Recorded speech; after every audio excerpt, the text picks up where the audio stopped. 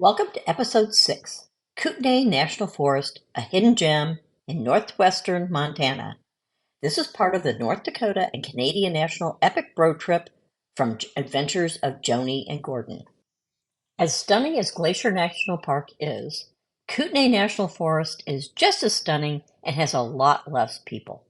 Join us as we check out Kootenai National Forest in northwest Montana.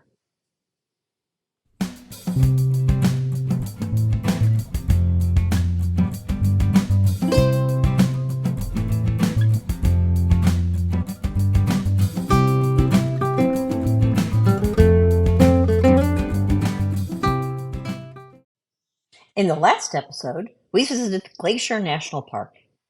In this episode, we'll check out the Kootenai National Forest located in northwest Montana. We drove approximately 145 miles on Highway 2, making a quick stop in Kalispell to do laundry. Yay, we have clean clothes! And headed to Costco for supplies, lunch, and to fill up our diesel and LP tanks. Kalispell is a nice modern town with approximately 26,000 residents. It has grocery stores, a Costco, and plenty of hotels. This is a good place to get supplies or stay if you're going to go to Glacier National Park. We continued on Highway 2, driving through the gorgeous Montana countryside and through quaint small towns until we made it to the National Forest. Kootenai National Forest is located in northwestern Montana and extends into parts of northern Idaho and northeastern Washington. Managed by the U.S. Forest Service, it covers an area approximately 2.2 billion acres and encompasses a diverse landscape including rugged mountains, rolling foothills, deep valleys, and numerous lakes and rivers. The area offers a wide range of outdoor activities such as hiking, camping, fishing, hunting, boating in the summer, and skiing and snowmobiling in the winter.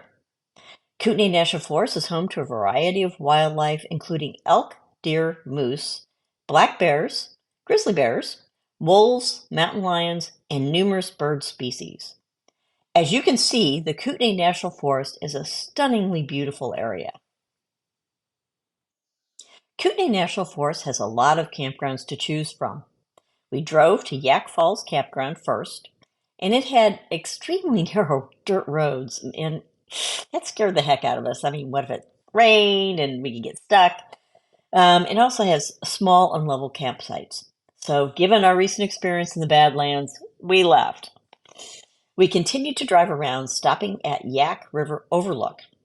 We stopped at a small place called Cooper Ridge Access Road, thinking maybe this would be a good boondocking spot. It was a trailhead for a hike, but we just didn't feel comfortable, and we decided to go back to Yak River Campground, which is different from Yak Falls Campground, the one with the narrow dirt roads. We got a great campsite with a river view, and there were 2 loops in the campground. Between the 2, there were about 50 campsites. It was very empty, and there was only 6 campsites occupied that night. As I spoke about in the last video, we always try to stop and get advice from knowledgeable locals. We stopped at a National Forest office in Troy, Montana, and we spoke with Brad, who gave us a ton of advice about local drives, the campgrounds, and even a detail map of the forest. He even gave us great advice on a really good restaurant. At Brad's suggestion, we drove along Highway 37, taking in the beautiful views of the mountains and Lake Kootenai.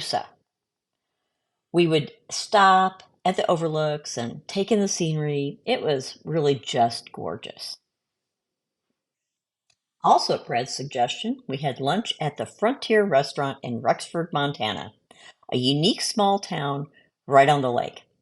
We split a 4-piece fried chicken meal for $12, and it was ever so good. After the big meal, we pulled the shades down in the van and took a nap in the parking lot. One of the great things about having the van. We were going to spend the night in the National Forest, but since we were going to cross the Canadian border the next day, we headed to Eureka, Montana, which is a little closer to the border. Eureka, Montana is a cute small town with a population of about 1,400 people.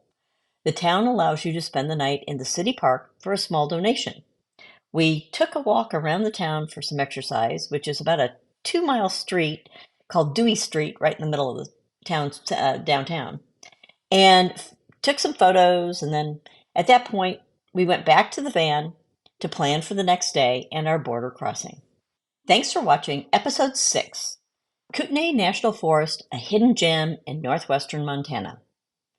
As I've said before, the best suggestions we've gotten have definitely come from the locals.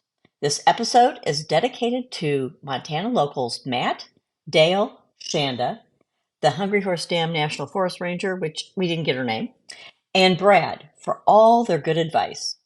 Please like and subscribe. And our next episode, we will be crossing the border into Canada and entering the Canadian Rockies National Parks. If you haven't watched our other video about Glacier National Park, here's a link. Thank you so much.